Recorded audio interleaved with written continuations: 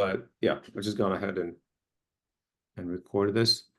I've had once in the past, we had like midway through session, guy realized they hadn't pressed record, so Oh prefer no, to record. jeez. Yeah.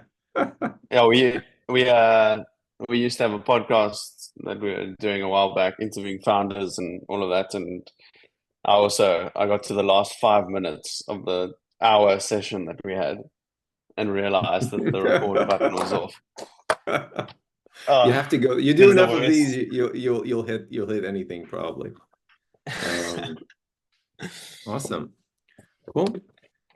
So I'll tell you kind of I've been thinking a little bit about our previous conversation, what I thought could be interesting to kind of unpack in our talk.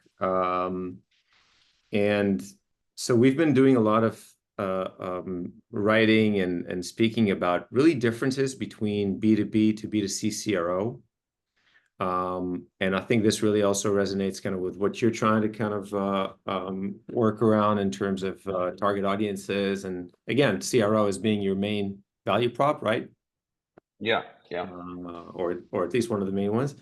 So I thought maybe we could share a little bit of some of our thoughts in terms of those differences between B2B to B2C in conversion rate optimization for those websites. Sure. Why they exist, why those differences exist. And the other point is really maybe just share some statistics from our data regarding buyer journeys, B2B buyer journeys, anonymity, complexity. Again, maybe just to give a bit more context to why we're saying that they're different, right? To put some data behind those statements. Yeah. So that's kind of pretty much what I had in mind. What did you want to talk about? Do you have any specific topics? Yeah, that's cool. I have like a rough personalization like tech, but I think also just chatting on the fly is cool with me. I think we have some case studies on B2B as well that we've done specifically in personalization. But I like the narrative of B2C versus B2B. I think that's quite like a powerful topic. Yeah, I think that the point that we're trying to get across, both of us, is really that it requires it's not just tools, right? It requires a certain expertise. So if you're a B2B company looking to accomplish it, it's not like a commodity service that, okay, let's just go to any CRO agency and they'll do their magic. Yeah. There's really a different approach that has to come with it, different requirements, dependencies. So that's I think something we can maybe talk about it. We just have a post that we're publishing on that topic, so that could I think really align well with that, and we can just riff off of that pretty much. Cool. Love it. All right, awesome. So just in terms of time wise, yeah, I think we should probably go for around like 30 minutes. I don't think anybody has any attention to listen to anything more than 30. Yeah. At least I don't. Yeah, same here, man. All right. And maybe before you can just hop in, is there any background that you want to give, anything that you wanted to present, or just mainly kind of open chat on this topic? Any other points that you want to discuss? No, that's cool. Yeah, very happy with that. Like the format. All right, let's do it. Cool. All right. So cool. Hi, Cam. Yeah, Visha, good to be here. Thanks for having me. Oh, my pleasure. My pleasure. Good to be chatting. Was looking forward to kind of learning more and hearing more a little bit about you and your company. So maybe we can just kick it off with a quick introduction of your company, tell a little bit about Trendy, and then we can start the discussion. Sure.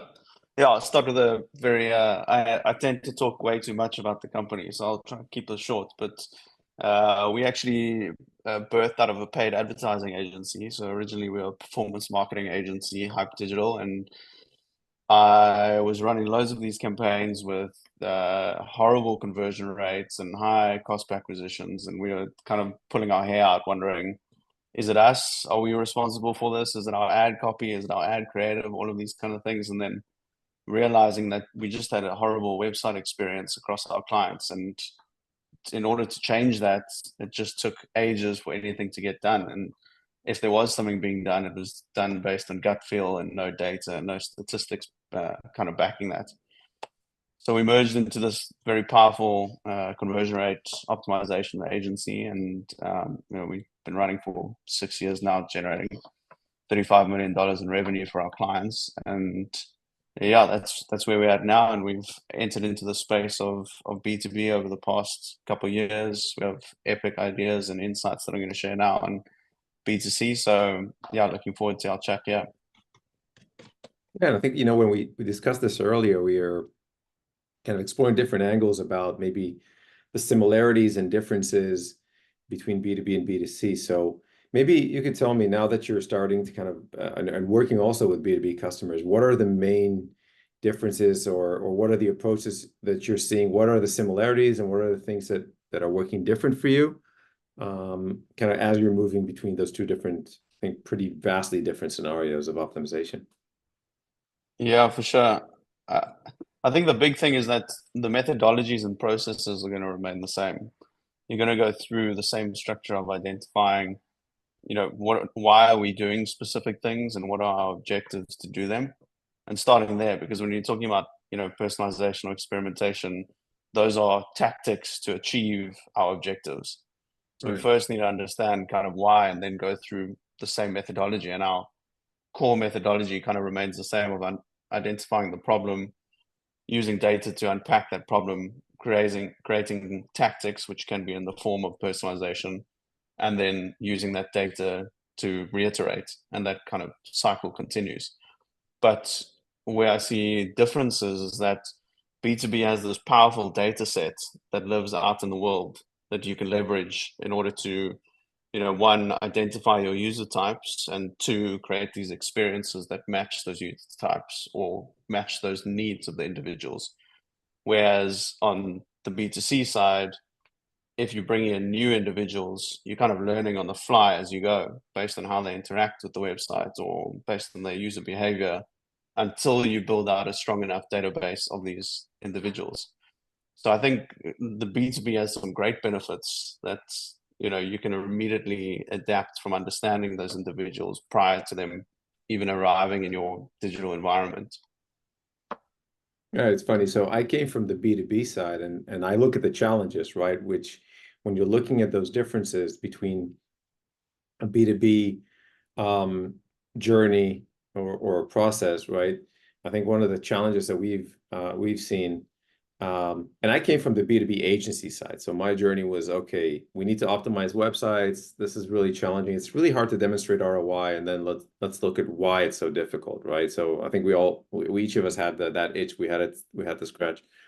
But I think when we're trying to break down, and we've spent a lot of time trying to think, what are the fundamental differences? And what are the opportunities? And like you said, in B2B, there are opportunities and there are challenges, right? There's opportunities in the form of a new layer of data, of de-anonymization, for example, which is massive, which allows you to understand which company of visitors coming to your site from. So that already gives you a lot of insight, as opposed to a B2C scenario where you're pretty much, like you said, you have to learn on the fly based on what they're doing right now.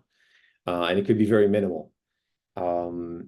So, when we're looking at B2B website optimization, if we just zoom out, we typically divide it up into three main categories, from the B2B optimization or the website optimization space, right? So you have the SEO tools. We all know them and love them, designed for optimizing search engine traffic.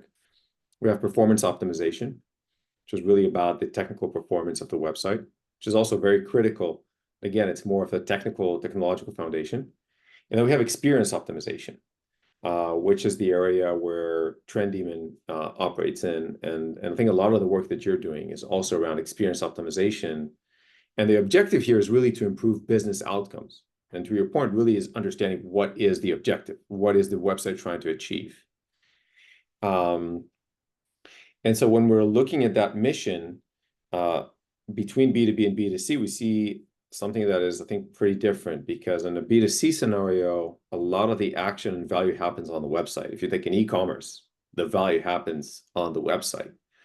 In B2B scenario, it's mainly about moving the visitor through the website towards a deeper business goal that happens off the website, traditionally much further with sales and a sales process there. So yeah, we're definitely seeing those differences, and I think that begs the question: why do we need different approaches and tools for B2B? Are those differences that different that it's a different animal? And I would suggest, or I would claim that, and having come from this space and dealing with this for the past few years, the changes or the differences are so dramatic that it requires a different approach and different tools to really accomplish that mission. Definitely. And maybe you can talk maybe a little about the way that we break it down in terms of those core differences. It starts, like you said, with the website objective. So if the objective happens on-site or off-site. And the second is really, the second point is audience attributes. In B2C, and you have tons more experience in that than me, it is about kind of the psychographic or demographic attributes of a visitor, right? Geo, language, gender, everything around that. B2B, it really is about which company, geo as well, but more persona. So which role do they fill in the buying committee? And that has a huge impact on what do we want to personalize or optimize based off. Am I optimizing or personalizing for a certain company or industry? And how do I do that? The third one that we identify is journey complexity. The B2B buyer journeys tend to be more complex, longer, with lots more content involved. And again, there's a huge role for content, right? I think maybe you can mention something about the role of content in B2C websites, because in B2B, it is the foundation that everything moves on. Without content, you don't really have an experience for B2B. Maybe you can tell me how is it, or how do you see the role of content? And when I mean content, it really is about textual, educational, or really content that you want the visitor to read and engage with, as opposed to just kind of interactions and offers and stuff like that. Yeah. Yeah, I think that's a great point. I think also just understanding that there's different types of user types within B2B and B2C. We're also working with a really nice luxury safari company, and in that space there's obviously the lead stages and the deal cycles that have to take place in order to justify, is something working on the site that's leading to increased sales. But when we're talking about kind of content optimization and those experiences, it's very much you're playing in a space where that purchase cycle is a lot shorter in most cases, where, as you say, you're dealing with and you need the tools to identify this account-based marketing strategy, or a strategy that's going to identify once someone goes through that pipeline, they're going to go check your website multiple times. And not only are they going to check your website, their managers are going to need to check it, as well as their CEO or C-suite. Anyone's going to be involved in that. And it's a very complex journey when you think about it. Versus if you're buying a pair of shoes, I'm going to pick the cheapest shoe or the one that I like the most, go into an e-com store and buy it as soon as I get my 10% off welcome discount from that email. So the actual, from a content optimization perspective, in various verticals, there's some interesting things to look at. You look at travel, for example, where the deal size is a lot higher. It can range from $500 to $2,000 for, say, a plane ticket. But once you're in that environment, you're looking at your plane ticket, and then from a personalized context perspective, the content that you're going to receive can be assigned to your hotels you're going to be staying at, your taxi rides, all those kind of assisted products that sit around that flight that you booked. And once you've booked a flight from here to Amsterdam, then you're going to arrive in Amsterdam and you know that you need a taxi ride to the nearest hotel that you've just booked. So I think that kind of dynamic, when we speak about content, I think we might be talking about different types of content, but the actual verticals differ. And I think in B2B, very much about, like what resources are we providing to encourage that individual to make a better informed decision, and just understanding the decision making process that someone's going through. So Right. I think it's quite interesting to look at, on the B2C side, there's similarities in the way that it's done, but you definitely need the tools to understand what these type of B2B individuals are actually requiring, and who's the decision makers that pull the triggers in those companies. Yeah, I think, when we're talking about the role of content, I think content has a multi-purpose role, right? So on one aspect, from an SEO perspective, it is essentially a traffic generator. It helps us capture organic traffic and bring people to us. Not necessarily the right people, right? So in a B2C scenario, usually every visitor is the right visitor. So that's always something that, it's pretty broad spectrum. Everybody can be a customer. In a B2B scenario, the big challenge is sometimes you have a great piece that attracts a lot of traffic, but none of them are relevant. They're not your buyer. They're not in any relevant company. And they actually generate much more noise. So that's one purpose of content, which is not about the actual content, but about the traffic, right? About the acquisition process. And SEO is an acquisition tactic. It's not a closing tactic or an educational tactic. And then in B2B, you really want them to read the content. You really want them to understand what the product does. Like you said, it's a high ticket item, so the decision process is much longer with many more people. And this is kind of one of the funny differences that I just, thinking about this conversation on the way to the office, I was like, okay, so one difference that I see, maybe you would challenge that, is that in B2C websites, you would actually want the quickest journey possible. You'd actually try to minimize that deliberation process. Like you said, here's a 20% off, buy now. I don't want you to go back and out and find another one. And in B2B, it's actually counterproductive if you convert very quickly without really understanding what the product does and if it's a right fit for you. So in a sense, it's like really the opposite. You're trying to get them to take maybe a longer route, but a more effective one, so that when they do speak to a sales rep, they understand what they're about to purchase or what they're going to see, as opposed to, I just want to talk to somebody that's going to tell me what's happening. You're going to waste the SDR's time or the sales rep's time.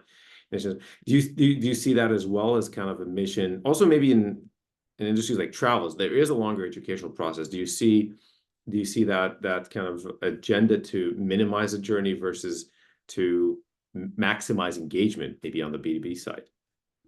Definitely. I think the interesting point there is, on the B2B side, you're looking for qualified leads to some degree, obviously, depending on what vertical it is.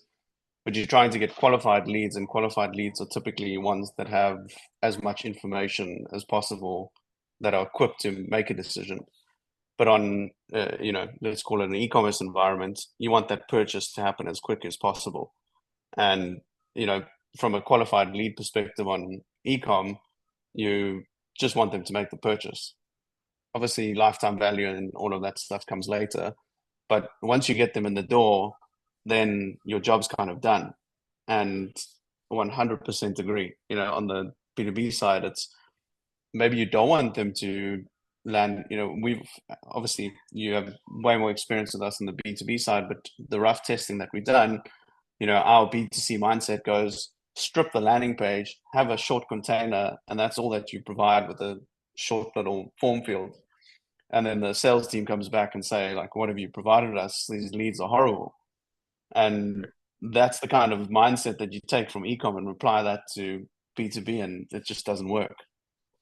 Yeah, and I think that when we're looking at the differences between, well, I think also B2B is going through a pretty significant transformation in terms of go-to-market. So when I entered this space 15 years ago, it really was about this kind of classic lead gen machine. Let's capture the leads, let's qualify the leads, and let's push into sales. And it was all about what do we want, the sellers. And now it actually is flipped to buyers having control, buyers remaining anonymous for much longer. So what we're seeing in the data is that over 98% of their journey is going to be anonymous. A big part of the buying group is going to remain anonymous. Like you said, maybe you're going to have one person filling a form, but 15 others who are the CEO or the manager or the economic buyer or anybody else on the buying committee, they're not going to fill any forms or fill a form to download a white paper. And so in that sense, you need to shift your perspective from a lead based to an account based and look at how our accounts converting to pipeline, and really look at how successful are we at educating accounts. And this is really something that we're starting to see more and more. It started with account-based marketing as a way to identify intent, but we understand this is something that has to go across the entire buying journey and the whole process, from identification and education and then conversion and then closing. And I think the companies who get that who will understand that very quickly are going to be more successful at that execution. So some data that I can share around that, what we're seeing in the benchmark. So we've just recently had an analysis of the first half of 2024 in terms of buyer journeys. And the conversion rates that we're seeing, so some optimism, are about 1.5% from identified accounts to pipeline opportunities. So the way that we're calculating this is anybody from an identified company that has a deal in the CRM or a pipeline opportunity. So that's how we look at that conversion. How many people that have visited have actually, with identified companies, have those deals. So that's about 1.5%, and that's an increase from 1.3 in 23. The closed one, so from visiting to closed one, so to revenue, it's 0.6%. These are the figures that we're seeing pretty much in B2B companies. And one point of optimism I can share, it really is about, from the first half of 24, we're seeing a 60% increase in organic traffic to B2B websites. So organic is having a very big push, and 120% increase in paid traffic. And when you think about it, I think it really tells more about the optimism of B2B marketers about their ability to capture the market. So they're actually able to convince their CFO to invest now in paid media, something they haven't been able to do in 22, 23. So we're seeing that very significant increase, maybe some indication of optimism. So we're seeing more pipeline. Conversion rate to close one still remains the same. And I think this means that it hasn't really materialized into revenue, but we are seeing more and more pipeline generated in B2B websites. So anybody who's on the fence and still trying to figure out whether there is kind of a shift now going, a transition from a defensive to a more offensive stance in terms of go-to-market, we're starting to see that in the data. I don't know how you're seeing it from your side, but at least from our perspective, I think we're really on the cusp of that kind of shift from defense to offense. Yeah, I mean, just an exciting note on that is, typically with the increased traffic and the increased budget on advertising, the next kind of thing is exactly where we stand, is that, you can scale up the amount of traffic you're sending through to a website, and what ends up happening is you cause, traffic congestion, and that ends up creating areas where there's high friction opportunities because you don't understand your ideal customers that you're going after. And I think the exciting point there is that, from a B2B perspective, if there's signs of increased advertising spend, the next logical step is that, well, where's the traffic actually going? And why am I not increasing the relevancy of those pages to those individuals? So I think there's a next exciting step that people are going to be looking at, especially in the B2B side, to go, cool, we've done the initial step that everyone else has done. We've sent traffic there. But what are we actually doing with our website? Have we actually taken the opportunity, as to your point earlier about optimizing website experiences? Have we actually looked at that? Because that needs to be the opportunity. As you said, what does it, 1.5% goes through to the actual deals. on that side, then that means 98.5% of their budget's being wasted to some degree. It's Right. obviously an exaggeration, but what are they doing to increase that 1.5 to say 3?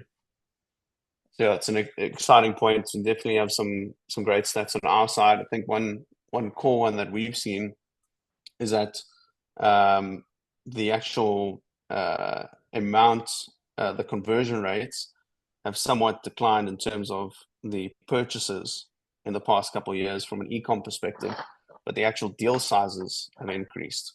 And these are like marginal increases, but across a global standard, you're looking Mm. at some pretty amazing trends, which you can make many assumptions about this, but you can see that there's more trust towards buying, but there's still more comparisons in the world. When you're opening up different websites and look at big players that are coming out, like Shein and Temu, these kind of guys out there that are offering a product at a lower price, and there's going to be comparisons across the board. So there's increased traffic through comparison, but the actual deal size, once it goes through and they make the purchase, is increased. So there's some also really exciting things happening. Whether that's a positive or negative, I think we're going to find out. Yeah, I think that to your point, I think what's what got me thinking is that optimization now, I think, is not a luxury, is not an incremental or addition. We are, all of us, as consumers, as buyers, we are overwhelmed with information.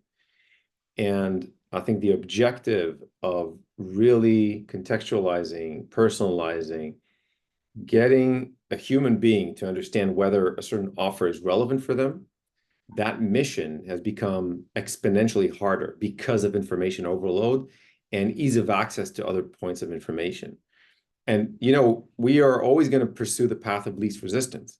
So if there's going to be a website or a vendor that's going to give us the easiest path forward, through a lot of those micro optimizations, right? It's not just one offer. It is going to be about this kind of grueling process of optimizing, and this better than me. This is a continuous work of just kind of sanding all the friction that you encounter. Today, I think, especially, we haven't talked even about Gen AI and the overwhelming explosion of information and content there. But I think that companies who don't put that in center frame, now that again buyers are buying, right? We've been in a period where nobody was buying anything, at least from the B2B side, right? So I think B2C has recovered maybe earlier, and we're seeing more growth in B2C companies, but B2B side has still been pretty much frozen in terms of growth. You see valuations of SaaS companies, and you can see their performance from the public market. And that's starting to now a little bit open up. But as it opens up, B2B buyers are still going to be tasked with pretty much sifting through mountains of information. That is going to be their job. And the responsibility is great because it's huge, it's big ticket items. It is a big responsibility to bet on a certain product or a vendor. It isn't like, what, I ordered from AliExpress or Temu, is like a $5. Maybe I misbought. Fine. What did I lose? I lost $5, $2, $10, $100, right? That's not going to make or break. For a company deciding on a platform, for example, that costs 40, 50, 100, $200,000, that's a massive decision. And all of these different companies are going to try to kind of bombard them with information. So I think to your point about this necessity to optimize today, that really is now about understanding your buyers and understanding which content really is relevant for them at every point of that journey. So I think this is kind of going back to our point about the differences B2B and B2C. There's much more complexity there, much more information, so the challenge is greater. But again, the pay and the ticket items are higher there. So there's the reason these journeys are much longer.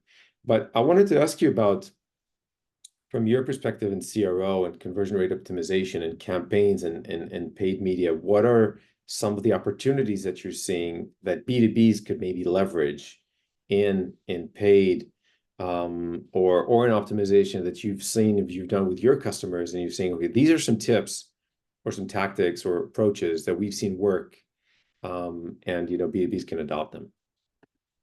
Yeah, for sure. We've got sure.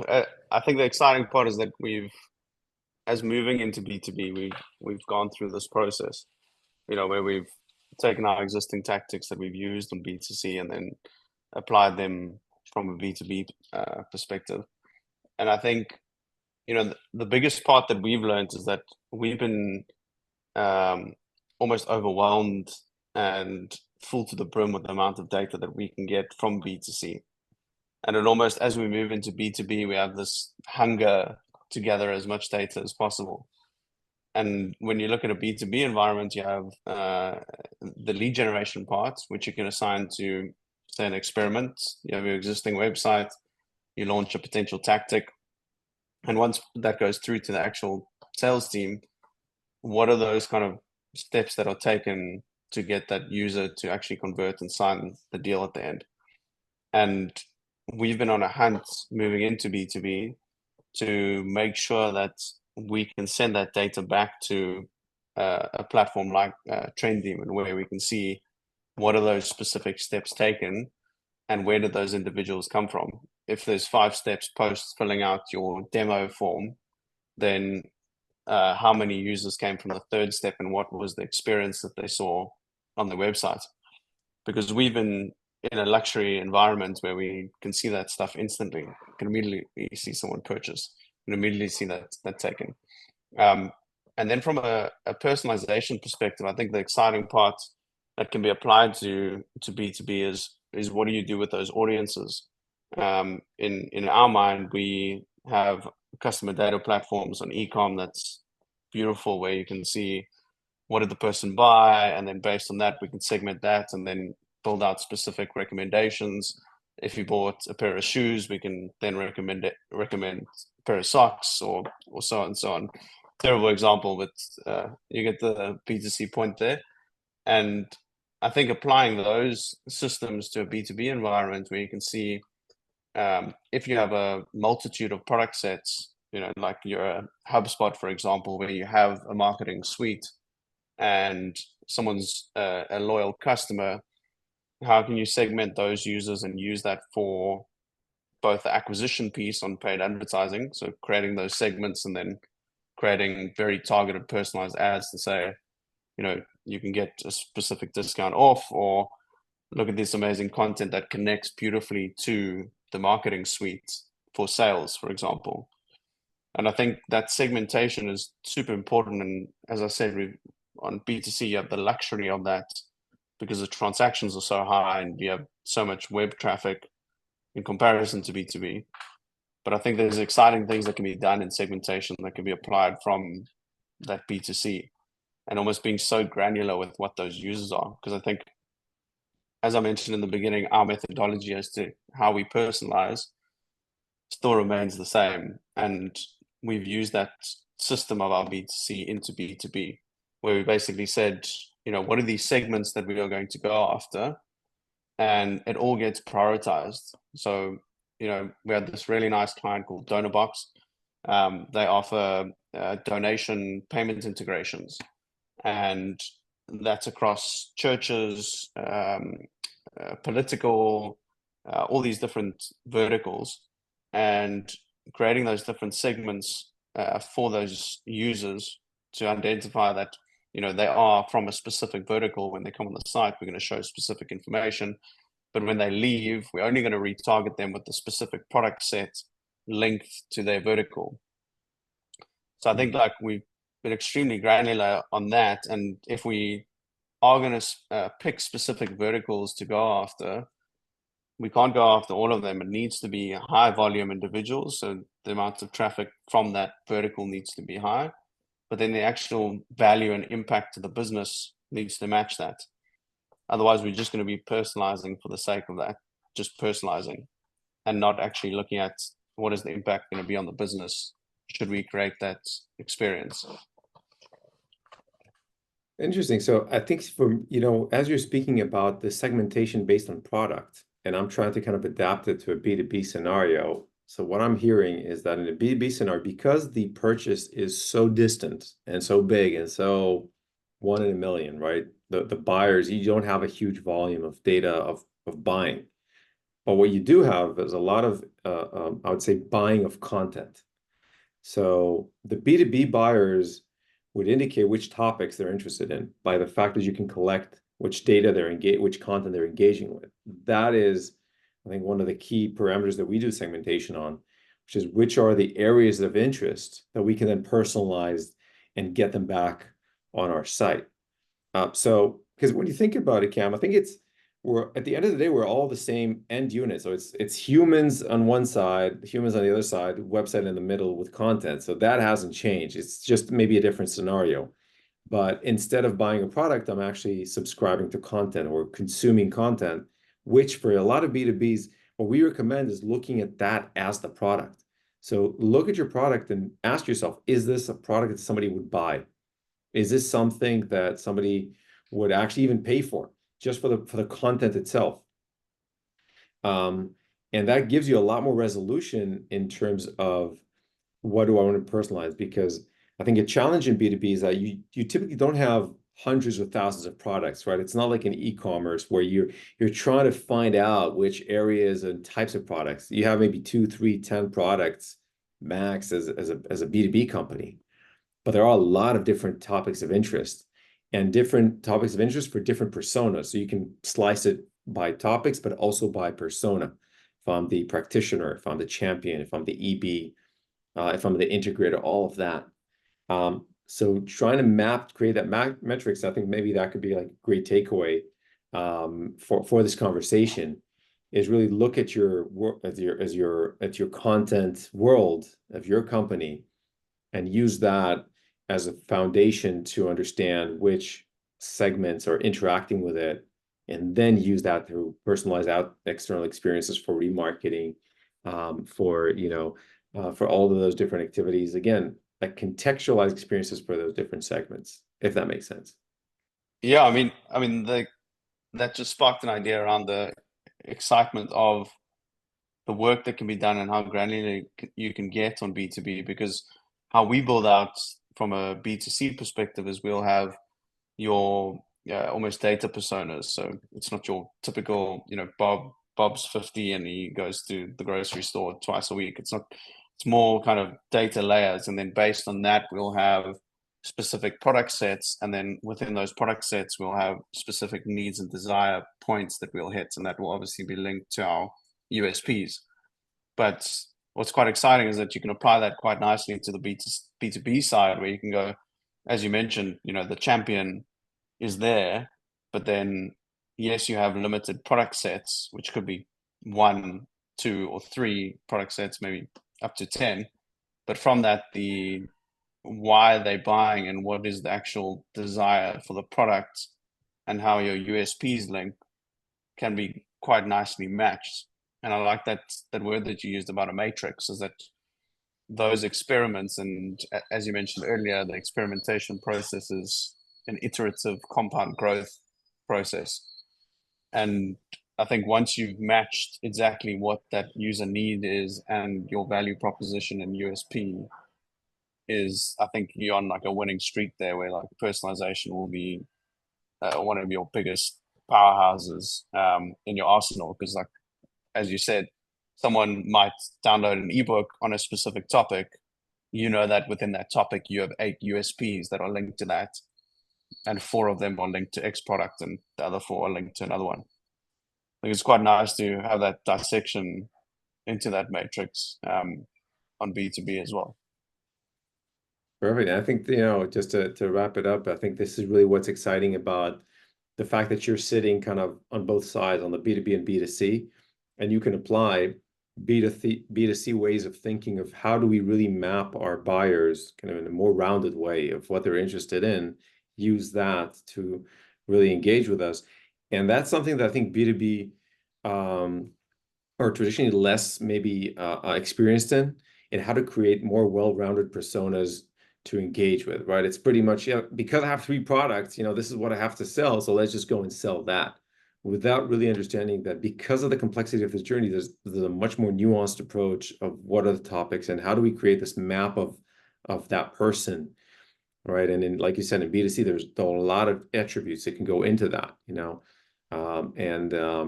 And that's something that we need to recreate, so to speak, in the B2B space, but just using other dimensions, right? It could be interest, it could be the account, it could be the industry, geo, and all that. So really, really exciting stuff. It got me thinking of stuff we can do. I haven't even touched on the topic of AI and how AI can help us build those maps of interest, something that, we're starting to explore. So really exciting stuff there. I know we're out of time, so just wanted to say thanks for a great conversation. And hope, yeah, we can do this again sometime. Yeah, thank you so much, Avisha. That was great. Some awesome insights there. Perfect. Cheers. Go ahead. Ciao.